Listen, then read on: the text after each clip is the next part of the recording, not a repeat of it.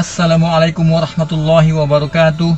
Sobat dakwah Safrijo dimanapun anda berada, yang semoga senantiasa mendapatkan rahmat dari Allah Subhanahu wa ta'ala. Segala puji bagi Allah, Tuhan semesta alam.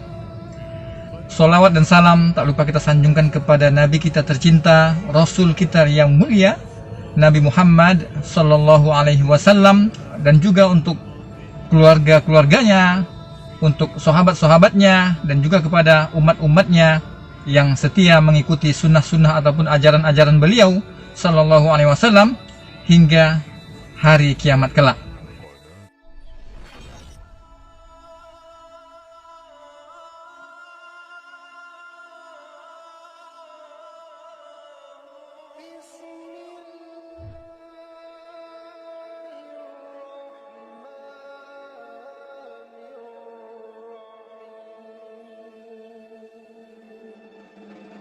Adapun informasi yang dapat kita insyaallah berikan kali ini adalah datang dari Indonesia.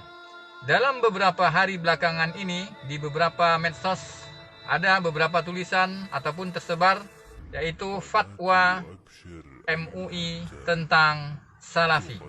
Berikut ulasannya. Dikutip dari tulisan @berhijrah_52 diberi judul Fatwa MUI tentang Salafi. Sobat Safrijo, dalam tulisan tersebut penulis memaparkan, yaitu 1. Salafi bukanlah sekte atau aliran partai ataupun organisasi massa. Sebagian yang mengira Salafi adalah sebuah sekte aliran sebagaimana Jamaah Tabligh, Ahmadiyah, Naqsabandiyah, LDII ataupun yang lainnya, ataupun sebuah organisasi massa sebagaimana NU, Muhammadiyah, Persis, Hizbut Tahrir, dan lain sebagainya. Ini adalah salah kaprah. Namun Salafi adalah manhaj atau metode beragama, sehingga semua orang di seluruh pelosok dunia, dimanapun dan kapanpun adalah seorang Salafi.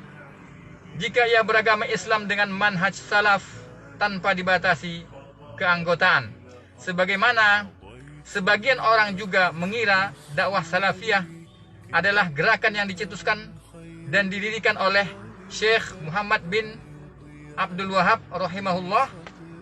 Ini juga kesalahan yang besar.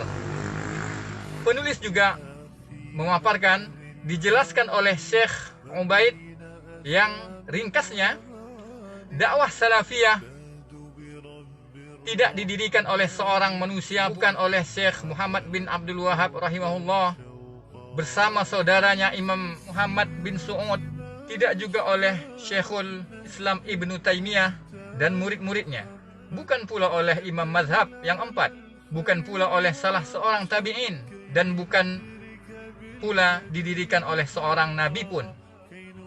Melainkan dakwah salafiyah ini didirikan oleh Allah Subhanahu wa ta'ala karena para nabi dan orang-orang sesudah mereka menyampaikan syariat yang berasal dari Allah Subhanahu wa ta'ala.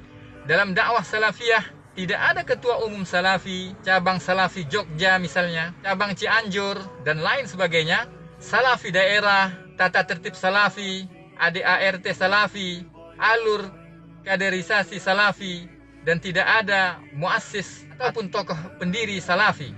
Tidak ada pendiri salafi melainkan Allah serta Rasulnya. Tidak ada ADART salafi melainkan Al-Quran dan As-Sunnah dengan pemahaman para sahabat. Penulis juga melanjutkan, yang apakah salafi gemar mengkafirkan dan membid'ahkan? Musuh utama seorang muslim adalah kekufuran dan kesyirikan. Karena tujuan Allah Subhanahu wa ta'ala menciptakan makhluknya agar makhluknya hanya menyembah Allah semata. Allah Subhanahu wa ta'ala berfirman, sungguh kesyirikan adalah kezaliman yang paling besar. Quran surat Luqman ayat 13. Setelah itu, musuh kedua terbesar seorang muslim adalah perkara baru dalam agama yang disebut juga dengan bid'ah. Karena jika orang dibiarkan berbuat perkara baru dalam beragama, akan hancurlah Islam karena adanya peraturan, ketentuan, ritual baru yang dibuat oleh orang-orang belakangan. Padahal Islam adalah agama yang sudah sempurna, tidak butuh penambahan ataupun pengurangan. Rasulullah Shallallahu Alaihi Wasallam bersabda, setiap bid'ah adalah kesesatan. Hadis riwayat Muslim.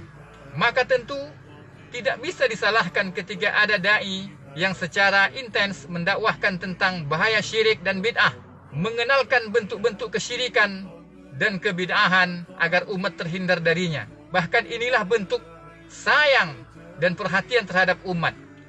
Kemudian para ulama melarang